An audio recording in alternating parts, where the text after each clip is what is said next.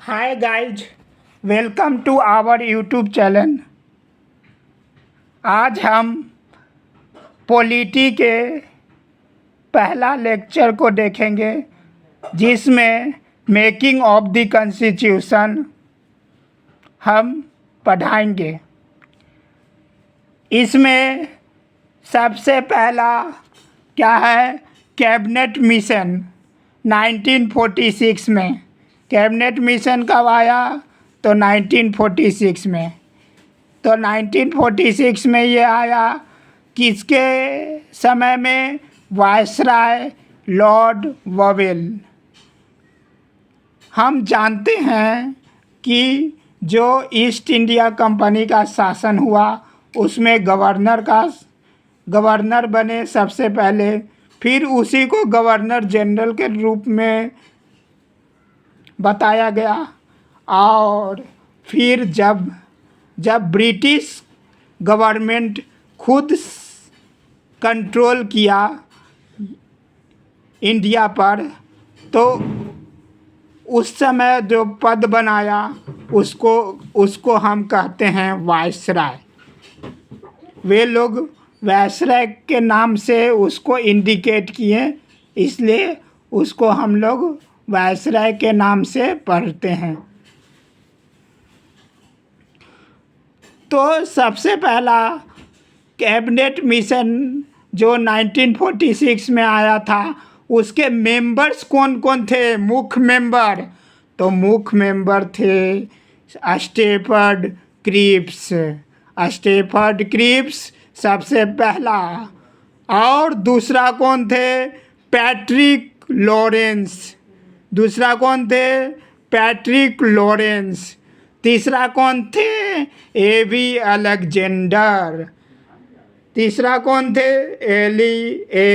Alexander. अब हम इसको शॉर्ट ट्रिक्स के द्वारा समझेंगे, आसपास से याद रखेंगे। SPA आसपास से, एस से हो जाएगा स्टेफर्ड क्रिप्स, और P से हो जाएगा पैट्रिक लॉरेंस, और A से हो जाएगा एवी अलेक्जेंडर। कॉन्स्टिट्यूशन असेंबली कब बना था? तो ये बना था नवंबर 1946 को फ्रेम हुआ था। टू फ्रेम कॉन्स्टिट्यूशन मतलब बना था नवंबर 1946 को ही। फर्स्ट मीटिंग्स के बारे में हम जानेंगे। अब मीटिंग्स के बारे में, मीटिंग्स क्या है? तो मीटिंग्स है, पहला मीटिंग, फर्स्ट मीटिंग तो ये है 9 दिसंबर 1946 को। 9 दिसंबर 1946 को। तो इसके हेडेड किसके द्वारा किया गया था? तो सच्चिदानंद सिन्हा, जो कि इंटरिम थे। उसके इंटरिम मतलब कि टेम्पोररी, अस्थाई रूप से बने थे, हमेशा के लिए नहीं रहे थे। नेक्स्ट मीटिंग जो हुआ वो कब हुआ? तो 11 दिसंबर 1946 को। कब हुआ नेक्स्ट मीटिंग? तो 11 दिसंबर 1946 को। इसके प्रेसिडेंट कौन रहे? तो डॉक्टर राजेंद्र प्रसाद। अध्यक्षता कौन किए? तो डॉक्टर राजेंद्र प्रसाद, जो कि इसके राष्ट्रपति बने। और वाइस प्रेसिडेंट कौन रहे? उनके बाद जो अध्यक्ष के बाद उपाध्यक्ष कौन बने? तो ये बने HC मुखर्जी अध्यक्ष बने थे, डॉक्टर राजेंद्र प्रसाद, और वाइस प्रेसिडेंट उपाध्यक्ष बने HC मुखर्जी। इनके बारे में भी हम बहुत समय पढ़ते हैं। नोट, अब नोट में क्या लिखेंगे? तो कॉन्स्टिट्यूशनल एडवाइज़र कौन थे? तो constitutional adviser sir B N Roy थे। कौन थे? तो सर बी एन रॉय थे। और जो आइडिया टू हैव कॉन्स्टिट्यूशन, हम लोग को कॉन्स्टिट्यूशन चाहिए, उसका आइडिया कौन दिए थे? तो M N Roy. M N Roy कब दिए थे? तो 1934 में। अब हम देखेंगे कि टोटल मेंबरशिप क्या है। तो टोटल मेंबरशिप, ओरिजिनल मेंबरशिप कितना है? तो 389। टोटल ओरिजिनल मेंबरशिप कितना है? तो 389। तो इसमें सबसे पहला देखेंगे तो दो,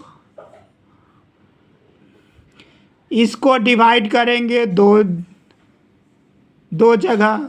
तो पहला 296 ये कि ब्रिटिश इंडिया का, और 93 जो कि प्रिंसली एस्टेट का।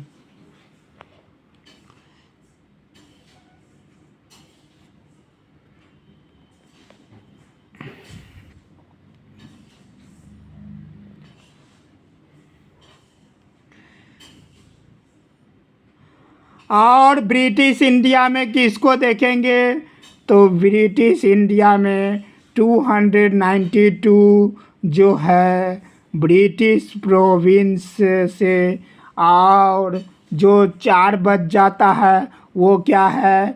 Chief commissioner province. जो 292 है क्या?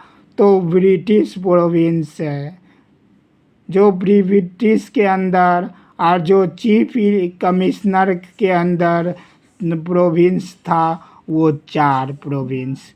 और जो प्रिंसली एस्टेट में क्या है?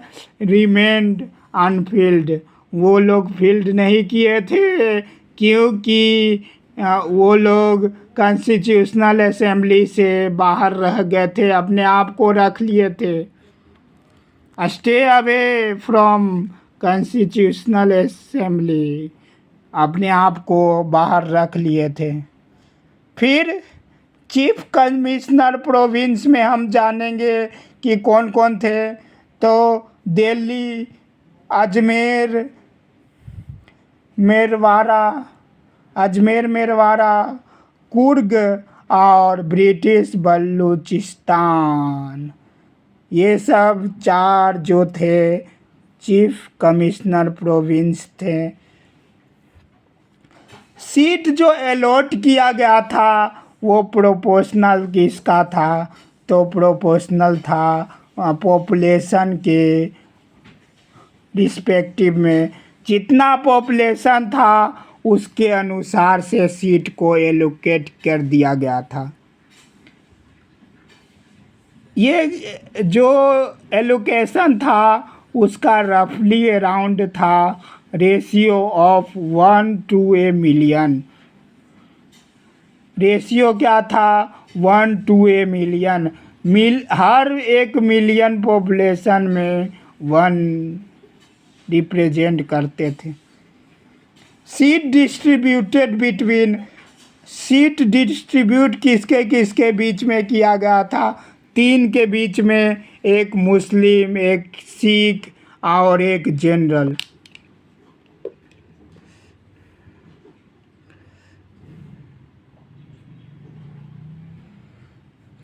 और अब हम देखेंगे कि वोटिंग मेथड क्या इस समय का रहा था जब ये कॉन्स्टिट्यूशनल असेंबली को फॉर्म किया गया था। तो वोटिंग मेथड था सिंगल ट्रांसफरेबल वोट। इसका ड्यूरेशन जो था कॉन्स्टिट्यूशन बनाने का जो था 2 years 11th month और 18 days। तो ये इसी में फाइनलाइज हो गया कॉन्स्टिट्यूशन। हमारा कॉन्स्टिट्यूशन, हमारा संविधान 2 साल में 11 मंथ में 11 महीना में और 18 दिन में बना था। ऑब्जेक्टिव रेजोल्यूशन क्या था? तो ऑब्जेक्टिव रेजोल्यूशन 13 दिसंबर 1946 को आया था, जो कि पंडित जवाहरलाल नेहरू ने लाया था, जो कि हमारे फर्स्ट प्राइम मिनिस्टर भी हैं इंडिया के। उन्होंने ही लाया था ऑब्जेक्टिव रेजोल्यूशन। कब लाए थे? तो 13 दिसंबर 1946 को। और फंक्शन क्या है? फंक्शन क्या है? कॉन्स्टिट्यूशनल असेंबली का परफॉर्म किया गया था इम्पोर्टेंट फंक्शन सम, उसके बारे में देख सके कुछ। तो कुछ जो फंक्शन था इम्पोर्टेंट फंक्शन कॉन्स्टिट्यूशनल असेंबली का, उसके बारे में हम देखेंगे। तो ये नेशनल फ्लैग तो 22 जुलाई को 1947 को, और नेशनल एंथम कब हुआ था, बना था? तो 24 जनवरी 1950 को। नेशनल सॉन्ग कब बना था? तो 24 जनवरी 1950 को। अब हम देखेंगे नोट में क्या देखेंगे? तो 26 नवंबर 1947 बहुत इम्पोर्टेंट डेट है, जब कॉन्स्टिट्यूशन डिक्लेयर कर दिया गया था कि पूरी तरह से पास हो गया है, कॉन्स्टिट्यूशन बन के पूरी तरह से तैयार हो चुका है। अब ये कॉन्स्टिट्यूशन इंडिया के लिए, तो लास्ट सेशन क्या है असेंबली का? तो 24 जनवरी 1950 में 24 जनवरी को लास्ट सेशन हुआ असेंबली का। हम जानते हैं कि उसके बाद ही 26 जनवरी 1950 को हमारा देश रिपब्लिक हुआ था, मीन्स कॉन्स्टिट्यूशन डिक्लेयर्ड हुआ था।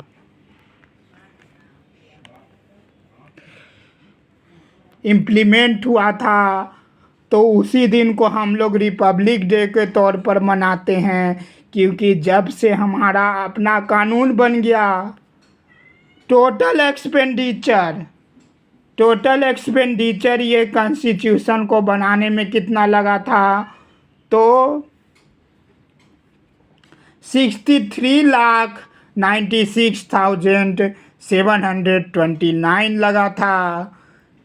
कितना लगा था? तो 63,96,729 लगा था। और 26 जनवरी 1957 को कॉन्स्टिट्यूशन जो केम इनटू फोर्स, जबकि जो समय हम लोग रिपब्लिक डे मनाते हैं उसी समय ये कॉन्स्टिट्यूशन को लाया गया था। और उसी समय, क्योंकि कॉन्स्टिट्यूशन के सुप्रीम माने जाते हैं हमारे प्रेसिडेंट साहब, राष्ट्रपति साहब, तो इसीलिए राष्ट्रपति साहब के द्वारा हमारा रिपब्लिक डे मनाया जाता है। रिपब्लिक डे में फ्लैग होस्टिंग रेड फोर्ट पर कौन करते हैं? तो प्रेसिडेंट करते हैं। तो उसी तरह से कॉन्स्टिट्यूशन का हेड स्टेट में कौन होते हैं? तो स्टेट में हेड होते हैं गवर्नर। तो स्टेट में गवर्नर के द्वारा फ्लैग होस्टिंग किया जाता है।